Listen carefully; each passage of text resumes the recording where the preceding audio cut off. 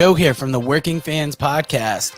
And at the Working Fans Podcast, this is just a podcast that three lifelong fans created to have a place to talk comedy and pro wrestling. Now, our comedy podcast releases every Tuesday, while our wrestling podcast releases every Thursday. We release bonus episodes under the moniker Working Fans Presents every now and then. You can find us on Apple Podcasts, Google Podcasts, Spotify, Breaker, any major podcast provider. The important thing is just please like, rate, review, subscribe wherever you listen to us. Now, we have started a new thing. We are now on Amazon and Audible.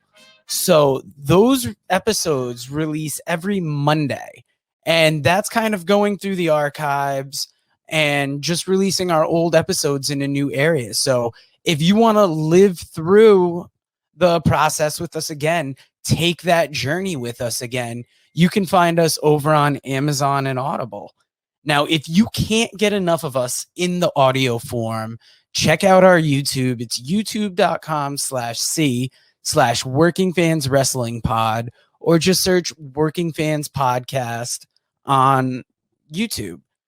We have the whole archive is up there.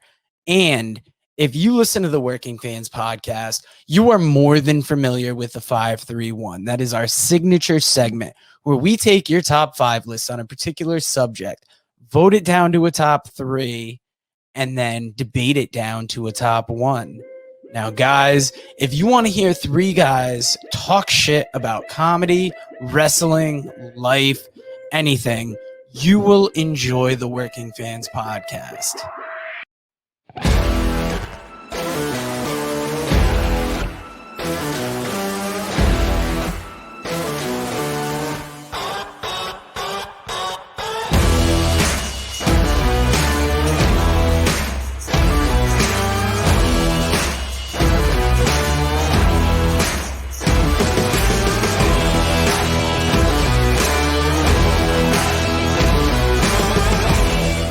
Everybody, welcome to the Working Fans Podcast, Combatcast edition. We're live, and Chevy has a question for me. That's why. I just wanted to look up what our upcoming things for the week were. Oh, yeah. Joe wants us to do that. Very good. Good man. I have them right here. Good man. All right, so let's see. We have coming up for the rest of the month. We have on October 23rd, we're going to be releasing the preview for UFC Fight Night 196. And then at the end of the month, for October 30th, we're going to have our show for the huge UFC pay-per-view 267, which we're all very excited for. Yes, that's the one that's free, I believe. Right, exactly. And earlier, right? Yes, it is earlier too. So. Which we always love those here on the East Coast. I love those. So let me talk a little bit about this weekend's fight night. It's not like the most stacked card, but it is an interesting couple fights. Let's get to the main event first. Aspen Ladd and Norma Dumont. I don't know a lot about Norma Dumont, but she's in this main event. Yeah, I'm not... it's at featherweight, by the way. Yeah, I did see that, which will help Aspen Ladd make weight, I hope. Okay, if she misses this, oh God, she's probably cut. And I know that she is a prospect, but you can only have so many weight issues in the UFC. Norma, I don't know that much about her. I don't know if I've actually seen any of her fights in the UFC. But I know that she's a prospect. I mean, she has fights, so it's hard to call her a prospect. But she's beaten Felicia Spencer, Ashley Evans Smith, and she's 2-1. She actually lost her first one to Megan Anderson. She got KO'd in the first round of that one. Well, that's a tough fight. But if she beat Felicia Spencer, Felicia Spencer went 5 rounds with Cyborg, I think. So true. She probably just got caught, in the Megan fight, and split decision. So she's a natural featherweight, I would appear. She's been fighting at featherweight. Maybe Aspen should be fighting at featherweight. But she doesn't always look like a big girl. But she's it's funny because I showed you something this day as we were talking. Like, she's interested in fighting at featherweight, I think, because there's not a ton of fighters at that for women right now, and she thinks that they might try to get Kayla Harrison here, which obviously Big Kayla's name. been. What's that? Big name. Big name, right? And Kayla's been fighting, I think, at 155 actually, right, in PFL. Yeah, I think so. Yeah, so it'll be interesting. I mean, I'm assuming Kayla can hopefully make featherweight because obviously there's not going to be any lightweights at No. UFC. But you get Kayla Harrison and maybe Aspen Ladd as a prospect. Can get a win, and then you have a couple different fights for Nunes. It could be something. I'd like to see UFC put a little effort in this women's featherweight division and come up with something. Right. I think they're just worried that the talent is, pretty spread out, and not it wouldn't be a very deep division. But yeah, I mean, we need someone to contend with Amanda Nunes. absolutely. She's just going to beat up Holly Holm and Durandame over and over. Like, nobody wants to see that. No, and I'm looking at this co-main event. Carlos Felipe, you were telling me, got a dad bod. I'm looking at some of his victories. He's beaten Jorge De Castro, Justin Tafa, and Jake Collier. So decisions in a lot of these. He lost a majority decision, so he hasn't really been finished. That was his only loss too. Right. Those are some heavy hitters too. You just named off De Castro and what's his name? What was the second one? Tafa. Tafa, yeah. He's a huge heavy hitter. I mean, he's fighting Andre Arlovski, who I think in some ways he's obviously not in his prime, but man, this guy knows how to stick around and he stays competitive at his age. Mm-hmm. So, what do you think? The experience of Arlovski gets it done, or I feel like we're going the distance here, possibly, but it's heavyweight.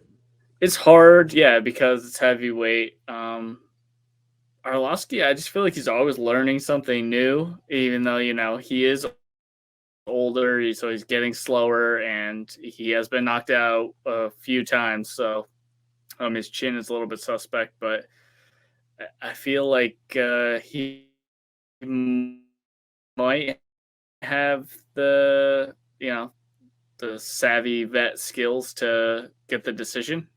But it's also possible he just gets knocked out because Felipe has pretty good hands and he's not getting knocked out. So, it's heavyweight. He could, but I don't see that happening.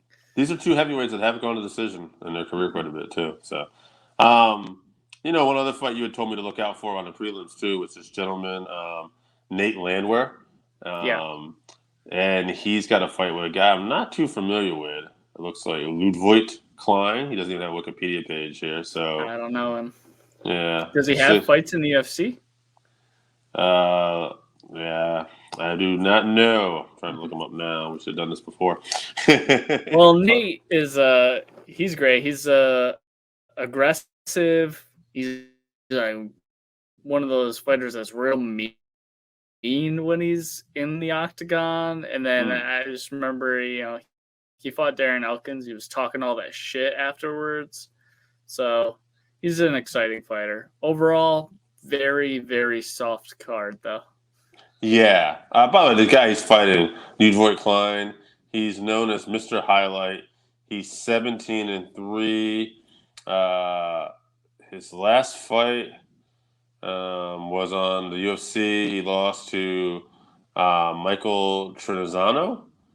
And before that, he also fought. He got a win over Shane Young. So these are actually fights that happened on the undercard of some of the UFC. So it was just those two fights. So this will be his third fight in the UFC. So probably evenly matched. We'll see what happens with Nate. Now, before we get on to our next subject today, which I want to talk about, we're talking about fights maybe we went under the radar. I want to talk about dream fights we never got today. But before we get to that, let's talk a little bit about Fury Wilder because we don't talk a ton of boxing. We talked a little bit about this fight last week, and we were excited. I think we were both hoping that Wilder pulled this off because it would have been a great story to have another fight with these guys too. And we almost got it, despite the fact it's interesting. It was one of those fights where I thought Fury clearly came out the better boxer, but at the same time, Wilder just is like an animal. Like he just had great chin. You know, he took a lot of punches before he finally got finished, and those hands, like he knocked down Fury twice. And what a chin by Fury to get back up too and come back. Oh, yeah. And then there were so many rounds we thought, oh, this can't go past this round. This can't go past this round. And it went to almost a distance. It went to round 11 before Fury finally finished him. It's an awesome fight. I guess my question is two questions. One, where do we see Fury go next? And two, and I guess maybe 2 and 3, where does Wilder go next? And is Wilder the best heavyweight in the world right now, not Tyson Fury? It's tough. I think, yes, Wilder is the second best heavyweight in the world. It's just a bad stylistic matchup with Tyson because Tyson has a great chin. Obviously, he has the ability to get knocked down, get back up, and dominate, which he's shown multiple times now. And I think that he's not someone that can be bullied because he's so big, Tyson. So I think Wilder has a better shot against the likes of like Usyk or Ruiz or an AJ. I don't think that Wilder's stock necessarily went down with this fight. No. He showed some that he made improvements. He came out early and he was doing that like jab to Tyson's belly. Right. And it seemed effective. He was keeping the distance, which the distance is like he was keeping the range at which he could hurt Fury. He needs a certain distance to hurt him. But then, once he started getting hit and started getting tired, you could see that little bit of extra weight that he was carrying was wearing on his legs, and he was, barely staying on his feet for many rounds. Like you said, we thought it was going to be finished a few times, but Wilder showed his heart, his quote unquote warrior spirit, if you want to call it that. I was very impressed. Hopefully he doesn't get too down on himself and this doesn't derail his career or something, because I know he doesn't seem to handle losses very well. So hopefully he can get back in the win column on his next fight. Yeah, he did come out with a statement today, and he did change his tone a bit, and originally not wanting to shake Fury's hand, and he actually thanked Tyson Fury today and congratulated him. So maybe, time to settle down. Ultimate competitor, not used to losing yet. Maybe, this will be a chance for him to kind of grow a little bit. And maybe take that MMA approach, like 1 loss, 2 losses doesn't have to define your career. I know it's boxing, but there's still a lot of big marquee fights for this guy. And if you're going to continue to improve, especially with that punching power, you're going to be a force. I'd like to see him. Who was that guy that upset? Not most recently, but before he lost to Andy Ruiz. Andy Ruiz. I'd like to see Andy Ruiz and Wilder go at it. Me too. I think that'd be a very good fight. Yeah. Neither one of them have titles right now. Both can hit hard, and let's just see what happens with that. And then Joshua and Usyk are obviously going to fight, and unless something changes, and then let's see if I imagine Fury would get the winner of that unless he wants to take a tune-up fight before that. I heard somewhere that he was looking. Dillian White has a fight coming up soon. If he wins that fight, Fury wants to fight him, I guess. Oh yeah, he's one of the top-ranked mandatory contenders. Yeah, he's like too. In the one of those. He's like a top 5 heavyweight. So yeah, that'd be a good fight. heavyweight boxing's kind of exciting. We get these matchups. If we can get a couple of matches like this every year, maybe get 2-3 fights like this a year. Like I'm down for it. I'm kind of hoping. I would like to see Fury and Usyk fight. I think Fury probably dominates that just because he's so much bigger. But the technical skill of both guys would be at that size would be so great to watch. And then I'd like to see AJ and Wilder fight. I'd like to see AJ come in big and they just slug it out. There was something just I don't know what you would call it too. There was something about that fight over the weekend. It just had that vibe. You just felt like you were fighting this big fight. I know your wife was not too crazy about the punches to the head. She wasn't too used to seeing that. But it's a combat sport. It's different. So, like you were saying too, in a way, it's a little more brutal than MMA. Even though you can only get finished, essentially on your feet, you're just going to take a lot more shots to the head because it is the only way you can get finished. Exactly. You accrue more damage in boxing just due to the fact that they give you that 10 seconds to try to correct yourself. And you just get up and take more damage usually. So in MMA, when they put you on the ground, usually the fight gets finished before you take, one or two more shots and the fight's done, to live to fight another day. So that's probably better for the fighters in the long run. Now, I want to talk about potential dream matchups that we never got today. This was a thing Brett Okamoto had posted on his Instagram, and I don't know if it was originally an ESPN article or not, but first one that he had up here was Khabib and Tony. I think that's a pretty unanimous one. That's one we all wish we wanted. I guess the only thing is I feel like we've kind of watched the fall of Tony recently, and like Tony has to kind of have a redemption story. Because right now I don't feel like I want that matchup necessarily right now. But boy, I did want it really bad at one point. He's taken some bad damage in his last few fights though too. So if you think about back to let's say Tony before the Pettis fight, right? That Tony, when he had won was in 9 or 10 fights in a row or more. I don't even remember what it was, but just stylistically, his ability to fight off his back against Khabib's, pressure, top fighting, it was a matchup made in heaven, which, they tried to make 4 or 5 times, I think. And unfortunately for the fans, wasn't meant to be.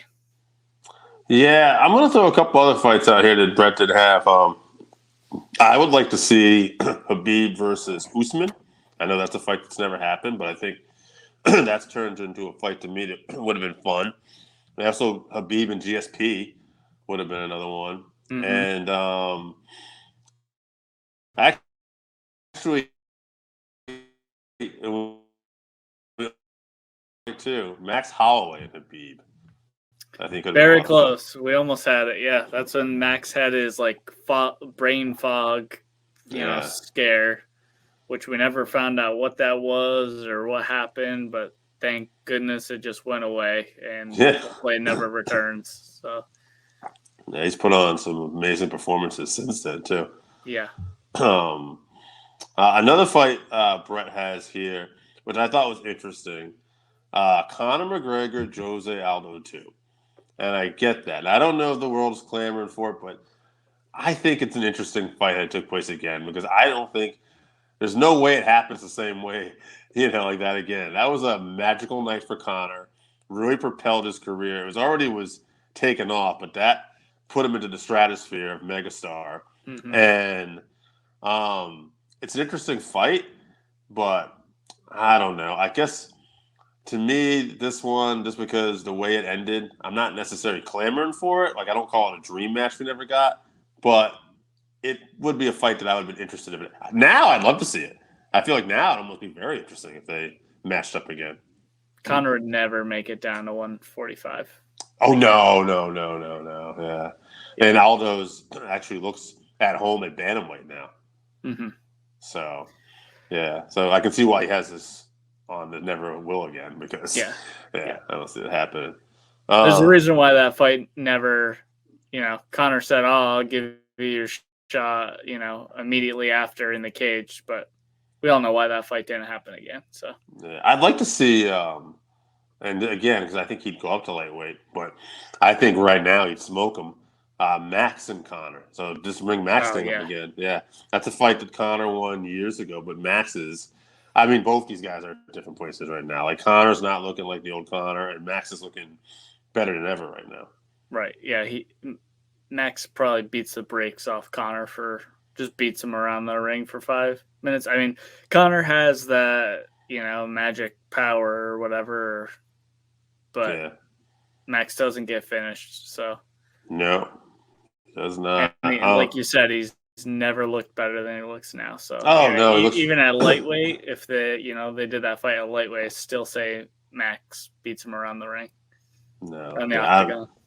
I think we still have the best of Max Holloway for come right now. The way it's looking, I could see Max getting that featherweight belt back, and I could see him being a double champ at some point too. Like he's got the skills to beat everybody in those 145 and 155 weight divisions. I do feel like if he goes up, because we saw him against Poirier. Obviously Poirier right now might be the best lightweight, so that's a tough first ask to move up to that weight class. But I'd like to see Max actually put some muscle on for it. Yeah. I know that he walks around pretty big, but I'd like to see him put some muscle on because he couldn't hurt Poirier with any of his punches, basically. So no. And he doesn't have knockout power per se in the featherweight division, but he usually finishes with volume. But I think when he's fighting those bigger guys, he might need to put some more weight on. Yeah, we'll see. I mean, he's a machine, and that was his first fight at lightweight too when he took that. So we'll see if that ever. I have a feeling we're going to see some lightweight fights in Max Holloway's career still. I hope so. Now, another fight he's got listed here, Amanda Nunes versus Cyborg 2.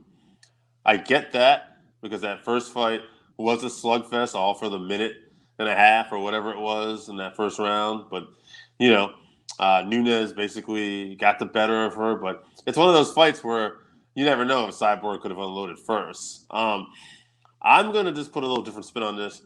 I'd like to see, as we talked about earlier, like Kayla Harrison maybe versus Cyborg, or Kayla Harrison versus Amanda Nunes, and maybe it'd be cool if all three of them were actually in the same organization. Yeah.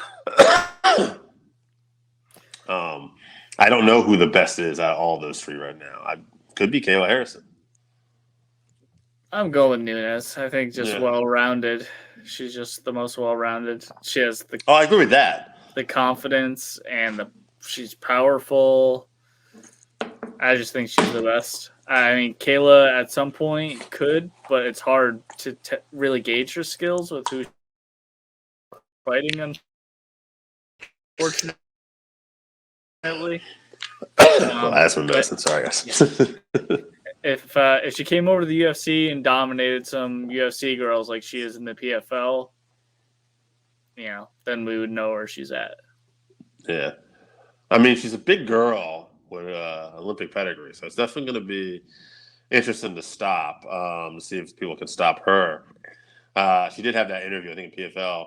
She's like, here's a spoiler, there's no game plan. I'm going to put you down, and then I'm going to beat you.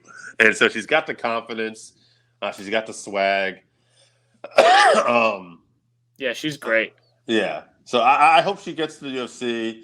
I think the missing ingredient here is I don't think Cyborg's coming back to the UFC. I think she'll finish out her career probably in Bellator or somewhere. And, but it'd be interesting if we did have three really great, athletic, bigger, stronger women all in the same organization. Now, here's a little more of an old school fight than never was. Fedor Emelianenko versus Brock Lesnar. You know what's funny about this fight, though? Even though I don't look at it from a pure skill fight, it's a fight I'd want to see now. if like Bellator was able to put this together, like this would be a fun fight, and it would make some money for some people. Oh yeah, it'd be a huge fight. Yeah. I'd watch that for. Oh sure. Even now, yeah. Yeah, absolutely. I know Fedor is going to have his last fight coming up, but yeah, this would definitely be interesting. And I think skill level wise, I mean, I don't know, like Brock. Assuming he's not on steroids or anything. I don't know. I don't know if Fedor's not on steroids at this point, honestly, either. But it's Bellator; they can be on whatever. Right? Yeah. So I mean, let's just say the playing field's even. All right, they're both either doing whatever drugs they're doing, or everybody's clean. That's the fight. Like I would say skill wise, like I could see Brock putting him on his ass, but I could see Fedor slipping out, maybe getting a submission on him. Fedor's probably got the better technique on the hands, but Brock's definitely got some fucking ham hocks for hands too. So I don't know. Who would you pick in this fight? Who would you favor right now? Fedor because of the experience, a little more active, I should say. Active experience, stand-up skill. I mean, it's not obviously unheard of that. I'm not saying Brock doesn't have a shot, but I definitely put my money on Fedor. Yeah, I mean, you look at the Mark Hunt fight. I mean, you can say what you will, but I think I know Mark would probably disagree, and I don't know. I don't want to say what kind of stuff, but that's still Brock's pedigree. That's his wrestling background to be able to hold somebody down. I think the difference with Fedor is to Mark is that Fedor is a little better on the ground. Right. Mark's a lot better on the ground. Yeah. Right. So, but it'd be an interesting fight. Now, the last one on Brett's list, he's got GSP and Anderson Silva. That's got to be on everyone's list. Yeah, at one point, this had to be the fight of fights to make. It never happened. It'd be a fun fight now. It'd be another fight that would be fun right now. I'd like to see these two almost do a boxing match, too. I'd be into that, too, yeah. I favor Anderson heavily in a boxing match. Sure. But yeah, in an MMA fight, I'd still like to watch him do it, too. Yeah, I think you got to favor Pierre in the MMA fight. I would say the only difference would be the fact would be like weight class. I think St. Pierre gets it done, obviously, at welterweight. Anderson can't make welterweight. But I think middleweight, too. St. Pierre would probably be able to outlast him, cardio him. Right, he beat Bisping. Right. Off the couch. I don't think St. Pierre could make like a light heavyweight, though. I think he'd be a little, His gut was all messed up from going up to middleweight. So right. So, I think this fight would have to be MMA middleweight right now, or it'd be fun to see like at a boxing match in a similar weight class. I think the boxing one would actually be more fun. Yeah, they'd probably make more money that way too. So sure. Actually, those were all the fights I had on my list. The only one that Brett didn't have would be the Sakuraba versus Hixon Gracie, because Sakuraba is the Gracie killer. Right. And he didn't fight, arguably the greatest Gracie in Hixon. That's a fight I would like to see back in the day. Yeah, it's funny. As far as like dream fights, we still could see them, but with everything going on right now with John Jones and his legacy right now, like I'm not saying they're going to cut him because they haven't done it yet. But his gym recently, kind of been out in the public that they don't want him there right now, and I feel like this is as close we've ever seen of John actually maybe getting like. I feel like I'm not saying it's happened, but I feel like this is as close as we've gotten to this. Right. But I would, even though like I didn't really like John, I would definitely a little upset if we never got that fight with him and Francis, or even the fight without Adesanya would have been interesting. I think without Adesanya, I guess John's size would have played a factor. His wrestling skills. Tough. But I think Francis would have been a whole different animal. That power. Yeah, it's not impossible, but that fight does seem to be slipping away from us. Yeah. So we'll see what happens. Francis against Saragon, I know that's his next fight coming up. I think that'll be it for today for dream matches. Get at us, guys. If you got any dream fights that never were that you thought maybe Brett missed or we didn't talk about, then hit us up. Always fun to think about potential dream matches that could have been. That note, anything else we're missing today, Chevy? I don't think so. Check me out on Twitch, Chevaruni on Twitch, and for the rest of the month of October, we got coming up on the 23rd. We have our UFC Fight Night preview for 196. That's the Costa and Vittori card. So yeah, finally, we've had a little bit of a dry spell of UFC cards, so we're gonna get a good card that time. So, and then after that, we're gonna have the huge card. Very excited for the UFC 267 preview. We're gonna come out with that'll be on October 30th. I will say too, one thing we didn't talk about this weekend. In fact, Saturday as well. Bellator does have a card up too.